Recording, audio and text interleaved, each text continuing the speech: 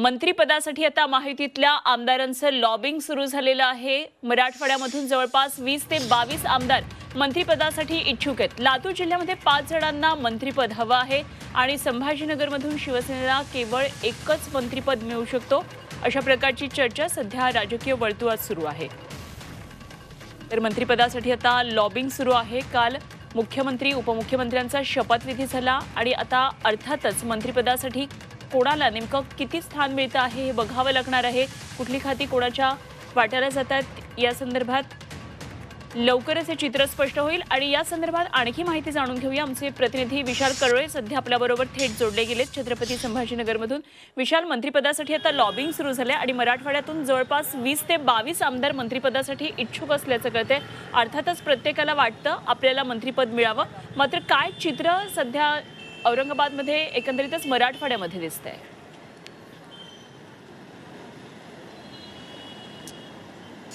मराठवाड्यातील एकूण 46 जागांपैकी 40 जागांवर महायुतीला दणदणीत विजय मिळाला आहे। खरं तर चित्र असं नव्हतं, मात्र मोठ्या मेहनतीनं हे चित्र पालटलं असल्याचं सगळ्याच नेत्यांचा दावा आहे आणि त्यामुळं प्रत्येक जण आता मंत्रिपदासाठी इच्छुक आहेत। जवळपास 20 ते 22 जणांची ही यादी आहे आणि ही यादी लांबतच चालली आहे, कारण प्रत्येक जण त्यानं कशा पद्धतीनं चांगलं काम केलं आणि त्याचा कशामुळं म्हणजे पक्षाला कसा फायदा झाला हे सांगण्याचा प्रयत्न करत आहे। गेल्या वेळेस मराठवाड्यातनं बऱ्यापैकी लोकांना मंत्रिमंडळात स्थान मिळालं होतं, मात्र यावेळेस एकूण जागा जास्त निवडून आल्यामुळे या सगळ्यांना मंत्रिपद मिळेल असं चित्र दिसत नाही आणि त्यामुळे लॉबिंगला जोरदार सुरुवात झाली। अगदी संभाजीनगरचा आपण विचार केला तर अतुल सावे मंत्री होते, ते भाजपचे आहेत। त्यासोबतच आता प्रशांत बंब सुद्धा इच्छुक आहे, त्यामुळे दोघांपैकी एकांनाच मंत्रिपद मिळू शकतं। तर शिंदे गटाकडनं गेल्या वेळेस अब्दुल सत्तार, संदीपान भुमरे हे मंत्री होते, संजय शिरसाट इच्छुक होते, मात्र त्यांना डावललं होतं। यावेळेस त्यांना संधी देऊन इतर दोघांना डावलण्यात येईल अशा पद्धतीचं चित्र सुरू आहे, कारण शिंदे सेनेला महाराष्ट्रात 12 ते 13 मंत्रिपद मिळेल अशी चर्चा आहे। त्यामुळे कुठंतरी प्रत्येक विभागात त्यांना मंत्री द्यावे लागणार आहे